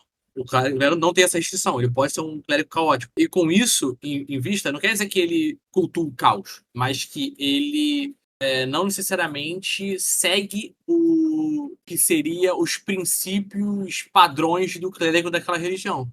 Ele apenas executa da forma que ele acha que vai fazer melhor a função dele de pegar a palavra lá do Deus dele. Então, ele pode chegar, por exemplo, numa aldeia assim, como a gente está estabelecendo esse cenário, e ele pode ver que as pessoas são desleixadas, negligentes, não cuidam dos seus. E ele, como assim, tem na passagem bíblica de Jesus revoltado lá na feirinha. Na feirinha lá da... não sei da onde. Que desce a capoeira no cara lá que ele joga tudo pro alto, escambau. Aí ele foi caótico. Jesus ali foi caótico. Ele foi caótico. Ele foi contra a ordem estabelecida. Mas entende, ele pode chegar e dar um sermão, falar assim, cara, vocês estão aí fazendo um monte de besteira, vocês estão deixando o mal acontecer com vocês têm que acordar, vambora, sei lá, entendeu? E faz esse ato imperativo, ele insere as coisas que ele acha que tem que ser para melhorar no futuro. Algumas pessoas não concordam, podem ir embora, podem causar confusão, e ele vai lidar com isso da forma que tem que lidar, entendeu? Fala aí, cara. Mas aí vocês estão falando que ele foi caótico, mas na verdade, do meu ponto de vista, ele foi super ordeiro, né? Porque do ponto de vista dele, aquilo era uma desordem e ele estava ali colocando ordem, né? Dessa forma mais brusca, mas ele estava sendo ordeiro dentro do princípio dele, né? Dentro do princípio dele, mas não dentro da sociedade onde ele está inserido. Ou não, Aí é nuance. Aí é o seu de cinza. É aí que é a maravilha aí é da parada. nuance do detalhe aqui. Ele pode agir por padrão de forma caótica, literalmente. Ele pode agir por padrão, causando confusão para poder ser ouvido, ser entendido, entendeu? Ele pode agir de forma assim. Eu diria, por exemplo, que o padre fanfarrão, que vai beber, ele é mais caótico do que o ordeiro, poderia dizer isso. Sim. Sabe? E o cara vai, começa a fazer festa. Mas o que eu quis dizer é, você tem várias abordagens de você interpretar o clérigo em relação a como espalhar a palavra, né, de seu Deus aí. Depende basicamente de você e como você vai interpretar isso. show de bola. E não à toa, tanto nas perguntas, as 3 perguntas das raças, que começa a construir a personalidade do personagem, do jogador, quanto no próprio livro. Ele tem que entender como ele vai praticar isso, como ele vai fazer justamente espalhar a palavra. Tem N caminhos. Porque se não tivesse, todos os clérigos seriam iguais. E a minha crítica é que eu vejo muitos clérigos realmente iguais. Na função mecânica e na estética. E na interpretação. Show de bola. Isso me leva que até a lembrar uma pergunta, se eu não me engano, acho que foi o Elton que falou lá, né? A questão dessa espiritualidade e o aprofundamento da religião dentro do game, né? No livro básico a gente não tem nada disso, mas isso também depende muito do que o mestre criou pro mundo dele ali, o que ele quer transportar, né, pra essa jogabilidade. Eu tenho coisa pra falar sobre isso. Eu vou puxar a sardinha aqui do meu cenário, que eu venho trabalhando ele há um tempo aí, coletivamente com a galera, que é o Eldaria. Eldaria, ele tem 7 deuses. Todos os 7 deuses de Eldaria são uma face de uma grande deusa. No fim das contas, é um deus só, e ela tem como se fosse várias personalidades, vários avatares, várias formas de ser entendido. Eu não quis colocar divindades boas e ruins. Eu quis botar divindades conceituais, assim. A deusa da morte, né? Tipo, a da morte. O problema é morto-vivo, tenebroso e do mal. Não. A morte é só o seu destino final. Aí o que acontece? No cenário, a divindade, ela não escolhe quem são os seus devotos. Ela não escolhe quem ela abençoa. Ela concede a bênção àqueles que cultuam a ela. Seja de forma, entre aspas, boa, entre aspas, ruim. Então, tipo, fica essa questão de você não ter uma direção apenas. O quanto que isso é realmente, assim, superficial ou profundo, né? Dessa questão de espiritualidade. Como eu deixo tudo aberto, né? Eu tentei fazer algo que me lembra as histórias que eu li e estudei, por exemplo, um ótimo livro dos Pilares da Terra, por exemplo, de Ken Follett, que mostra uma Inglaterra no meio ali da referência que a gente tem ali do medievalzão mesmo, né? Castelos e catedrais e tal, etc. Onde você tem padres que são extremamente benevolentes e padres que são extremamente gananciosos. E eles cultuam o mesmo Deus. Eu gosto de deixar esses dois lados da mesma moeda sempre ali para discussão. Tons de cinza, né, velho? Tons de cinza, assim. Eu que, particularmente, não tenho uma espiritualidade desenvolvida. Eu gosto de conversar sobre isso, porque, justamente, eu gosto de ver várias opiniões e observações e pontos de vistas religiosos e tal. E dá para embutir num jogo. Dá para você conversar teologicamente, filosoficamente dentro do jogo. Se essa é a sua campanha, a sua aventura lhe guiar para esse caminho. Mas eu acho que o que deixa uma discussão, como o próprio a gente puxou aqui, aprofundada, é a liberdade de discutir sobre ela. Aí eu acho legal você ter, quanto mais livre for a sua religião do seu cenário ali e tal, mais conversa você vai conseguir desenvolver. E eu acho legal que o Caio falou, o livro não fala muito sobre, né? O Caio levantou essa questão, até por conta do Elton, que é uma pessoa maravilhosa lá do grupo Blood Dragon. Salve, Elton! Ele tem um lugar de fala fortíssimo. Eu não tenho. Eu tenho, baseado na minha família, que é muito religiosa. A maioria dos integrantes da família. Acho que o que pega aqui, o que dá corpo, o que dá sabor para o clérigo, é a gente entender que ele não está ali rezando o tempo todo apenas como muleta para justificar o martelo espiritual que vai surgir e esmagar o goblin. Eu acho que é o que eu falei mais cedo, que o Beto está falando também com muita frequência, de a mesma religião, a mesma divindade, a mesma fé, só que praticada de maneiras diferentes e ainda sob o mesmo dogma. Porque a pluralidade está ali, a capacidade de interpretação está aí. Que é o que acontece na nossa vida, que o que a gente vê de as vertentes do cristianismo se abrindo sem parar, é isso, é baseado em um livro, né, em uma mesma origem, vamos dizer assim, interpretações diferentes, foco em um trecho, foco mais em outro trecho, e aí as coisas vão se ramificando. E no próprio cenário de Valance, ele abre mais para isso. Ele mostra as ordens clericais, o paladino vem sendo justificado no cenário do Dragon em cima disso. Eu acho que dá sabor para jogar com o clérigo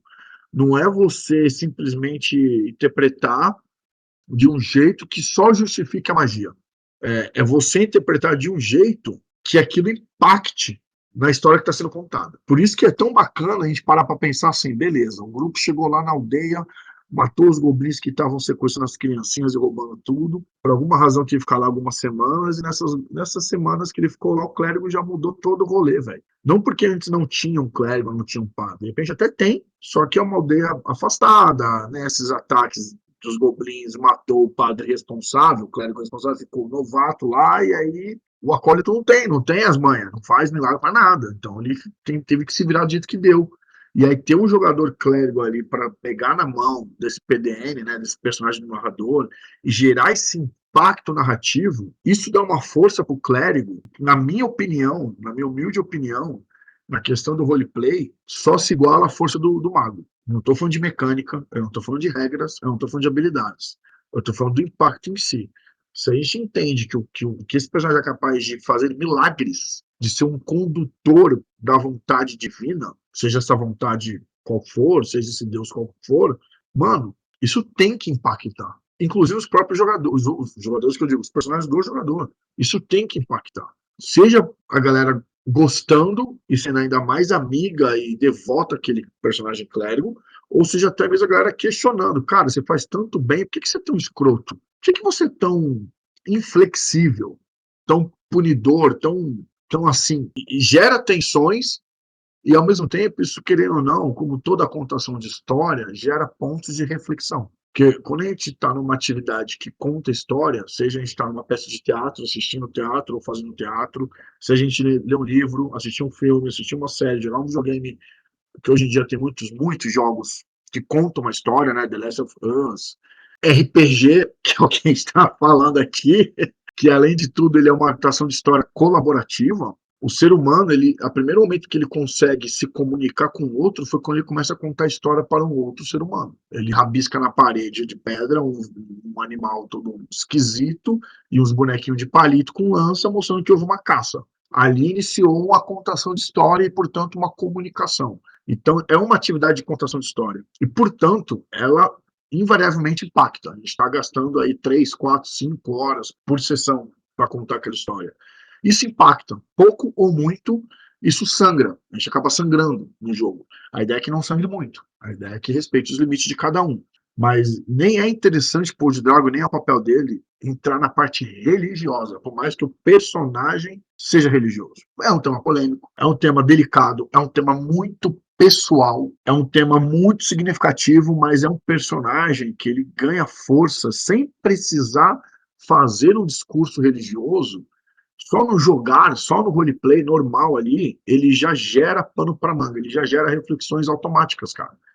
Tipo, imagina essa cena desse grupo no café da manhã, o padre rezando, o outro cara tirando sarro, e aí eles trocam ideia, planejam uma aventura, entra nessas cavernas, dá o que dá, sai vivo, talvez nem todos, mas saem vivos, volta para essa igreja onde eles estavam, para essa taverna. Existe uma reação ao que eles fizeram, então a aldeia, essa taverna, essa vila, de repente paga eles, fica devendo um favor para eles, fica solicita a eles, e nessa o clérigo começa de fato a espalhar a palavra. Ele prova em ações aquilo que ele só demonstrava em palavras. Que acho que é aí que é o mote, cara. O clérigo, ele simboliza, ele é tudo aquilo que ele prega, ele tem que ser. Porque se ele não for, ele perde a divindade, e aí entra a especialização, que é maravilhosa, mas aí é outras ramificações, mas o clérigo ele é. E ele é tão forte nisso que você pode pegar facilmente as especializações que tem no livro 1 e depois no livro 2 e personalizar. Pô, mas no meu cenário todos os clérigos usam espada. Beleza. Tira a massa, coloca todas as armas cortantes. Entenda que isso significa que o seu clérigo vai ser muito parecido com um guerreiro. O seu clérigo ele vai ter chance de usar armas mágicas muito mais facilmente, porque a maior parte das armas mágicas no livro são espadas. Então, se ele ganha um benefício, em tese, ele tem que perder alguma coisa. Em tese. Você pode colocar que no cenário os clérigos, apesar de serem mais fortes, né, mecanicamente, eles são perseguidos. Estão sofrendo revés. Mas é aquilo que eu sempre falo, cara. A regra lá, se o jogador pode, o mestre também pode. Todos os caras da seita também estão com espada mágica. Isso, tá bom. Isso. Equilibra. Você tem espada mágica, eu também tenho. É só para dizer que nessa de você colocar uma religião, uma divindade, um clérigo base, específico no teu cenário, você olha as especializações, dá uma olhadinha ali. Ah, o meu clérigo pode usar todas as armas. Beleza. E eu vou te falar mais aqui uma coisa que você estava falando, Vini, quando você está falando ali sobre abrir a discussão, né, da espiritualidade em si. Uma coisa que eu estava pensando aqui, talvez o Elton até tenha soltado essa na seguinte questão, assim. Você, como uma pessoa religiosa, pode, inclusive, reforçar a sua fé jogando como clérigo. O jogador reforçando a sua fé como clérigo.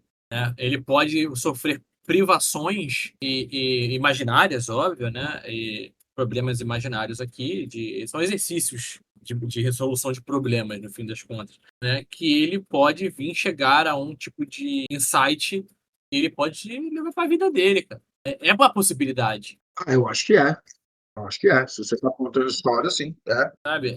Porque, vamos lá, a Bíblia é cheia de parábolas, né? São histórias que podem ser. Eu não estou aqui para julgar nem nada assim, mas eu também não vou bater o martelo em nada aqui, né? Pode ser reais ou parabolares só. E pode ser reais também. Né? Milagres reais de terceiro registro. Mas, de fato, são histórias que são motivadoras, estão ali para ensinar uma lição para você, né? Para você seguir aqueles dogmas ali, aquelas ideias, aqueles caminhos e tal. né? E você pode replicar isso dentro com um clérigo, né? Então, você consegue, como a gente está realmente na pauta, né? Aprofundar a religiosidade particular sua e do cenário. E do cenário. E do cenário. Sabe? E aí você transfere uma coisa para outra aqui, né? Eu gosto da subjetividade, da sutileza de uma magia divina, justamente porque faz o convite para os personagens e para os jogadores escolherem como olhar aquilo, entende? Se aquilo realmente foi um milagre, se aquilo realmente foi só um truque, ou se aquilo foi uma coincidência, um viés de confirmação. Porque é o que eu acho que o clérigo ele brilha mais no subtexto, diferente de um guerreiro que também tem subtexto, diferente de um ladrão que também tem subtexto, o clérigo e de um mago tem muito subtexto, mas o clérigo ele brilha muito no subtexto, porque o que ele é e o que ele acredita se transforma em regra, em mecânica, entendeu? Não é algo que é treinado, não é algo que ele estudou. Algo que acredita, né? Algo que ele acredita, e é isso. Por isso que eu estou repetindo esse termo, é o que ele é. Eu não consigo interpretar e falar de outra maneira por eu não ter essa cultura religiosa, mas tá dentro da alma dele, é o propósito dele, cara. E não à toa é a única classe que tem uma especialização para quando ela perde o que ela é. Quando o propósito se esvai, como é que o clérigo continua sendo clérigo quando já não acredita mais no que ele está fazendo? Não é quem não acredita no Deus, que o Deus existe ou não existe. Não é sobre ateísmo, porque é um mundo de fantasia e o Deus está lá. Os milagres acontecem. Em tese, né? Isso tudo pode ser tensionado, mas vamos partir desse princípio. É sobre as condutas e as diretrizes daquela divindade, da maneira como ele interpretou. Ele interpreta de um jeito, chega uma hora que ele é colocado em xeque. Aí ele vira um proscrito. É a única classe que justifica uma queda, entendeu? Porque aí ele resgata, aí a queda é todo um arco narrativo de que se ele passar por todas aquelas provações, de repente ele começa a resgatar de novo a fé. E ele volta ou não a ser um clérigo, aí é opcional, mas ele resgata. A última habilidade do proscrito é ele resgatar a fé, ele conseguir fazer milagre de novo. É isso aí. Talvez de uma forma diferente agora, ele entende de outra forma, né? Não, ele faz, só que ele não precisa mais ser um sacerdote. Só aquelas pessoas que falam, eu sou uma delas, até acredito em Deus, tal, mas eu não preciso de uma igreja para exercitar a minha religiosidade. Eu sou a igreja. Inclusive tem passagem da Bíblia que diz isso, né? Cada um É o teu próprio templo, né? Uma coisa assim. é a sua própria igreja, o seu próprio templo, porque Deus está em cada um. E aí você começa a explodir o negócio. Pois é. E é muito bonito isso. E expandindo até para outras religiões, né? Também. Sim. Porque você pode imbuir isso aí dependendo do seu cenário, dependendo da sua ideia, dependendo do que você gosta, do que você acredita. Você pode ter um shintoísta, você pode ter um budista, você pode ter aí um candomblessista, sendo clérigo. Sou clérigo, sou um candomblessista. Talvez você mexa numa arma, talvez onde você mais vai mexer vai ser nas armas e armaduras, no afastar mortos-vivos, se existe isso ou não, ou se você substitui por uma outra habilidade mais local, né? E na cura milagrosa. Você vai mexer nesses 3 pilares. Sabe o que eu consigo ver claramente, assim, para quem tem muito na infância por causa da minha tia, da minha mãe, centros de Umbanda, eu consigo ver claramente um clérigo, paladino, um xamã dentro de um centro de Umbanda, tá ligado? Ao mesmo tempo, trabalhando no mesmo lugar, de forma diferente. Consigo ver isso. E eu acabei de perceber outra parada. O que impede do clérigo, em vez de ficar rezando de manhã, lógico que ele vai rezar de manhã, porque é o que o livro pede, estamos dentro do livro aqui, mas o que impede do jogador tensionar? E ele faz a reza, beleza, escolhe as magias, mas na hora de soltar a magia ele não canta. Basicamente todas as religiões. Esse é o coro. O coro, nas Isso. igrejas, né? Você tem um centro de banda, que tem as tambores, todos aqueles instrumentos de percussão, as danças, o fardo com o clérigo tá ali, velho. Muitas vezes. Então, justamente, o xamã, aquela parada do totem do xamã. Mas eu consigo ver claramente, assim, cara, o centro de Umbanda, você tem ali, por exemplo, tem todo um posicionamento dos devotos ali, né? Você tem a galera que tá no salão, aí você tem o pai de santo que fica ali um pouco mais separado, e tem o pessoal do atabaque. Eu consigo ver o pessoal do tabaco como xamã, sabe? O pessoal ali sentado ali fazendo atendimento Olha que bacana, de cura religiosa ali como clérigos e o pai de santo como paladino. Consigo ver isso. Porque o RPG se inspira em algum lugar, e esse algum lugar é na vida real. Então, E que a gente consegue brincar. Mas você pode adaptar também ao ok, o Old Dragon é inspirado na Europa medieval. Tô puxando aqui para uma religião de matriz africana. Mas Mas, você consegue observar alguns detalhes ali, algumas nuances, sabe? Consegue adaptar essas personalidades, assim. sim, principalmente porque assim, o Dragon ele é inspirado na cultura europeia medieval, mas ele é feito por brasileiros para brasileiros. É verdade. As ilustrações dos livros têm muitos personagens pretas. E houve muitas críticas na época do funcionamento coletivo, 2 anos atrás. Paladino preto. Eu não quero nem acreditar que você tá falando isso de novo. Sério mesmo? Eu fico revoltado. Não, mas houve. Paladino mulher e Paladino mulher preta. Não, mas inspirado na Europa. Na Europa não existia. E blá, blá, blá. Mano, a mina que tá. A arte da Paladina é uma negona com cabelo black animal, mano. Irada, linda. E aí, tudo que você falou agora de Umbanda, que você vê um paladino, irmão, a gente é multicultural, velho. E mesmo que não fôssemos, é um trabalho de ficção, de contação de histórias, e toda contação de histórias tem que ter conexão, tem que gerar significado. Se a mesa for de pessoas que gostam de Umbanda, por que não, velho?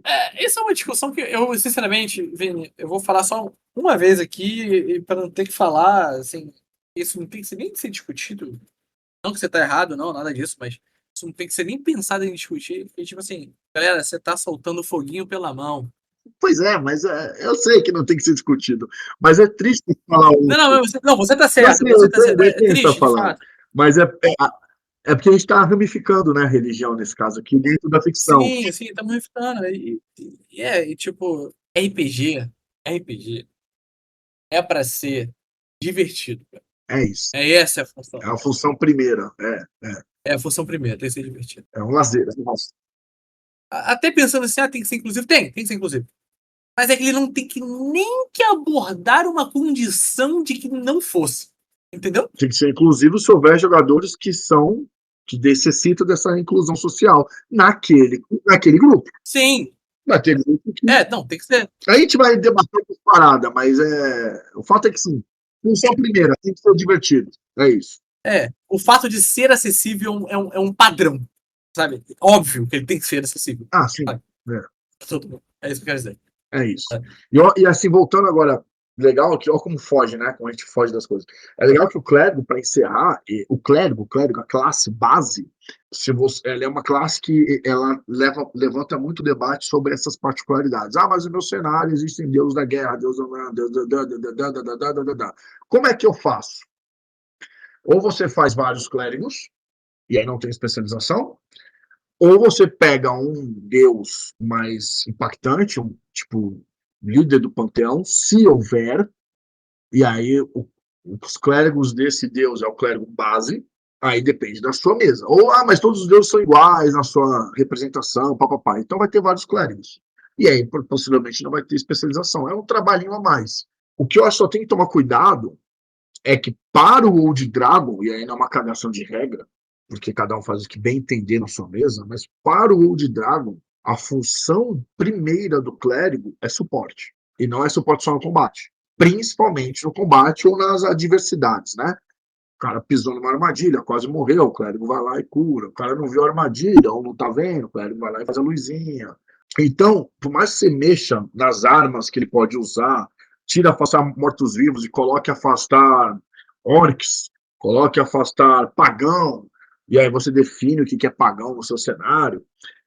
Você tira a cura milagrosa e coloca aí, de repente, oratória inspiradora. Ele faz um discurso doido. Troca cura milagrosa pro arma milagrosa. E agora, em vez de você usar curar ferimentos, você usa o poder arma abençoada. Arma abençoada. Isso. Segue essa linha aí de pegar uma magiazinha e substituir. Porque o Deus é da guerra. Então você coloca arma abençoada. O fato é que ele tem que ser um suporte. Isso. As funções todas somadas, ou a maior parte das funções dele é para ele ficar em pé, para fazer com que os outros fiquem em pé. É essa a função dele. Eu posso falar a minha dica pessoal que eu tenho lá no meu cenário, que é o que define o clérigo de uma divindade do outro é o roleplay.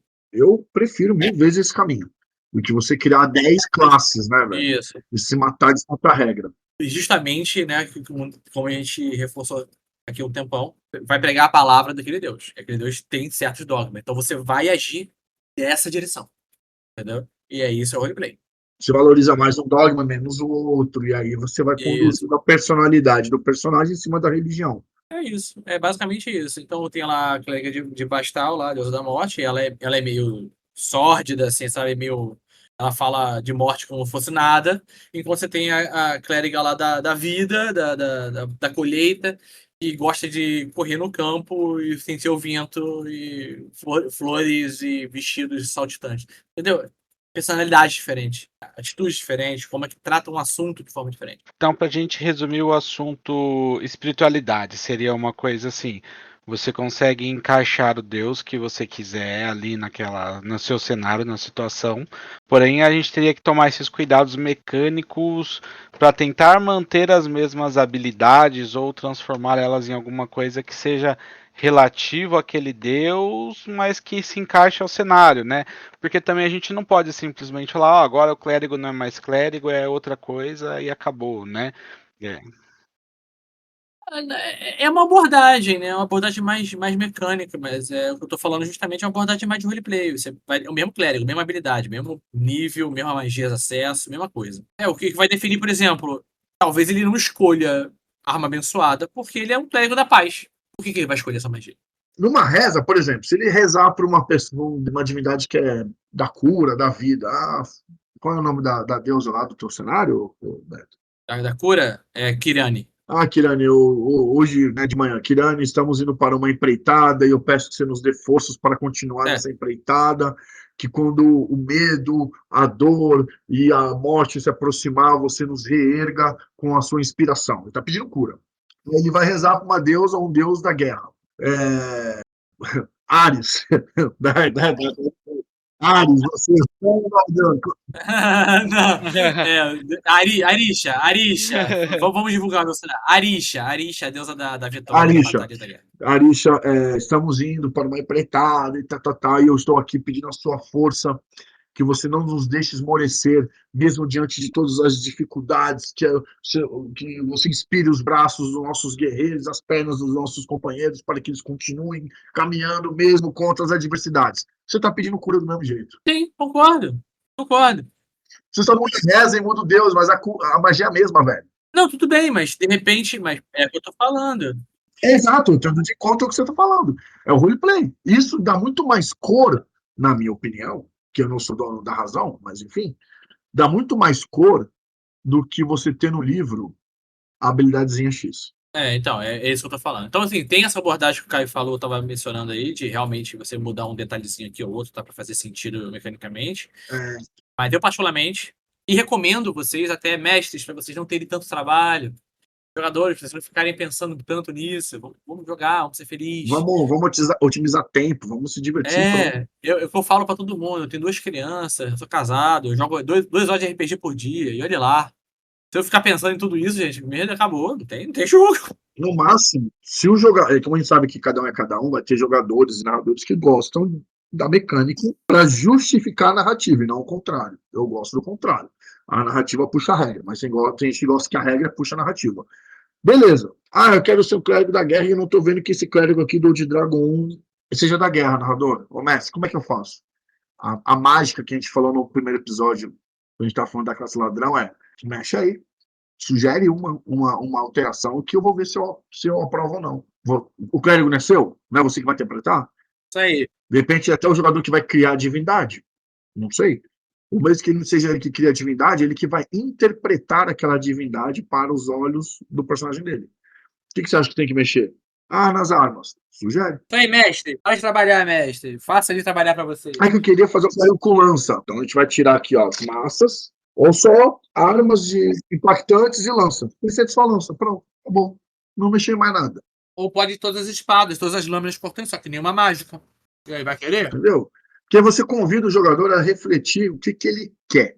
Aí, ó. Ele quer só usar a lança? Porque sim. Ele quer só usar a espada? Porque sim. Então põe a caceta da espada, só que não vai pôr todas as espadas. Ou põe todas as espadas, mas tira as armas impactantes. Nenhuma mágica. Porque a mágica simboliza que ele está pegando algo que foi profanado. É sobre isso. O clérigo, ele brinca muito com isso. Não sei se a gente conseguiu esclarecer mecanicamente, interpretativamente. Provavelmente muita gente vai discordar. E é para isso que tem os comentários. Para isso que vai ter os... E que bom que discorda, preciso discordar porque tem assunto. É porque tem assunto. A gente não encerrou. Eu queria falar uma coisa. A gente falou sobre tudo isso, tal. É claro que a gente está colocando algumas coisas que realmente não existem ali no livro básico, né? Então a gente está colocando ideias, né? Colocando coisas assim.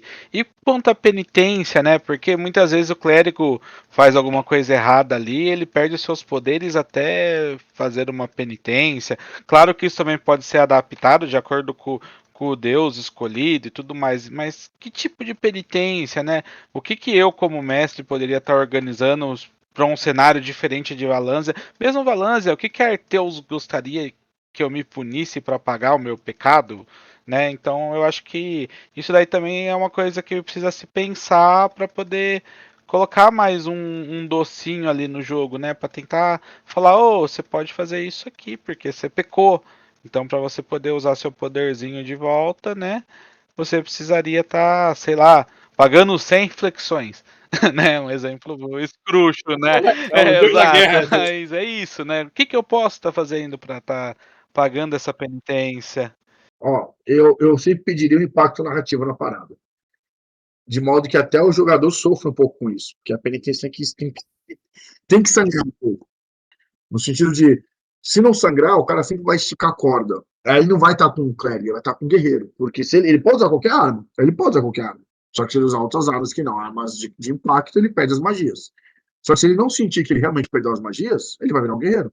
Então o jogador tem que sentir a penitência. Você só vai poder voltar a usar magia quando você passar de 5 combates usando só armas impactantes. Ou sem atacar. Enfim. Isso dá pano para aventuras, tá? Vai depender de como a mesa construiu aquela divindade e os dogmas. Talvez isso nunca tinha sido abordado na mesa, mas aí é uma oportunidade do mestre e do jogador trocar uma ideia. Ó, baseado no Deus que você segue, que é assim assado, você tem que fazer alguma coisa bacana, alguma coisa útil, ou uma bondade gratuita. Então eu vou ficar uma semana fazendo almoço para os pobres. Beleza, só que você vai perder seu dinheiro em cima disso, que vai comprar um monte de comida e vai pagar pessoas para fazer. Ele tem que sentir. Se ficar só na narrativa, dificilmente ele vai entender o que ele está fazendo. Eu gosto dessa abordagem. Eu gosto dessa situação do clérigo perder os poderes lá, mas não pode sair da dungeon ainda. Tá lá enfrentando a dungeon. E aí ele encontra ali prisioneiros e ele fala assim, porra, tá vindo aí um monstrão e eu vou ficar aqui, eu não tenho poderes, eu vou ficar aqui pra comer tempo pra vocês saírem. Corram, fujam. Aí começa lá a cena tal, e o pessoal tá fugindo. E o clérigo tá lá, assim, aí vem o ogro correndo na direção do cara, e o clérigo lá, porra, Arteus vai ser minha última vez e eu vou conseguir salvar essa galera. Aí nesse último instante, a arma abençoada entra, e consegue derrotar o. Enfim, narrativo. Né? Eu gosto dessa parada de. Pô, você tá tendo aí uma penitência, e você, por bom. Ok, eu não estou nas minhas capacidades totais, mas mesmo assim eu vou seguir o dogma do meu Deus. Aí eu vou me sacrificar. Eu vou, tipo assim, eu vou fazer o sacrifício aqui de. Eu não posso usar arma, eu tô fudido. Aliás, eu não tenho magia nenhuma, mas eu vou ficar vou ficar na linha de frente para salvar esses prisioneiros que nós resgatamos. Isso pode ser o suficiente para a penitência voltar. Ou para a penitência se encerrar. O que para mim define cumpriu a penitência ou não, para mim você está fazendo algo que o seu Deus aprova? Sim, estou fazendo. Você está fazendo isso mesmo sem ganhar nada em troca? Exatamente. Então, valeu. Então, valeu. Dependendo da frequência com que o jogador estica a corda, eu gosto da ideia de metas. E de fazer ele ficar. Porque, assim, se ele faz uma vez uma emergência. Eu tô lutando com Cosma lá que corroeu meu martelo, fiquei sem arma, peguei essa lança e mandei bala e foda-se. Se fudeu. Mas aí também reza 3 Pai Nosso, 2 Ave Maria, resolve também, né? Aí... Não, então, é que eu falei. Foi contra Deus, mas aí você faz uma ação, beleza. Tudo é negociado, cara. Agora, se depois disso o jogador faz de novo, e de novo, e de novo, e principalmente sem razão, sem ser numa situação dramática, ele tá querendo pegar um guerreiro que faz magia. Então, o jogador precisa sentir a punição. Então, deixar ele sem magia durante X sessões, desde que ele tenha missões claras, a primeira coisa que ele vai ter que fazer é pedir perdão. E aí, se ele estiver no meio da masmorra, ele vai rezar e vai ter um momento catártico, vai intuir que se ele seguir tais pequenos objetivos, ele provavelmente vai ter as habilidades dele de volta. Ele vai ser observado novamente pela divindade dele. Então ele vai interpretar lá que ele está pedindo perdão, e aí o mestre só fala, então você sente no seu coração que você precisa pular a amarelinha 4 vezes, quando você vê o Goblin, você tem que fazer um pão muito bom para esse Goblin, sei lá, o mestre vai tensionar, lógico, dentro de um mínimo de bom senso, tá?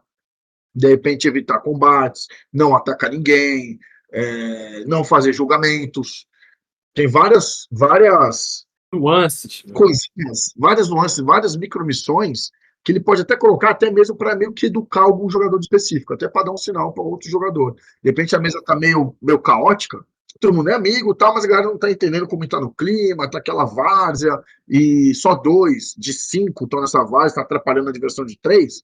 Então aproveita a penitência para dar umas cutucadas, sabe?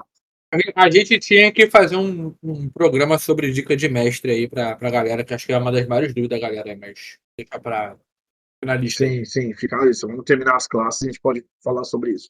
Mas eu acho que a penitência é uma oportunidade muito, muito bacana de convidar o jogador para ele avaliar o personagem. Eu acho legal. É isso, pessoal. Esse foi mais um episódio do nosso podcast imersivo de RPG. Se você tiver sugestões, dúvidas, comentários, críticas, ideias de temas, você pode enviar no nosso e-mail, narrativasimersivas de RPG, tudo junto, @gmail.com.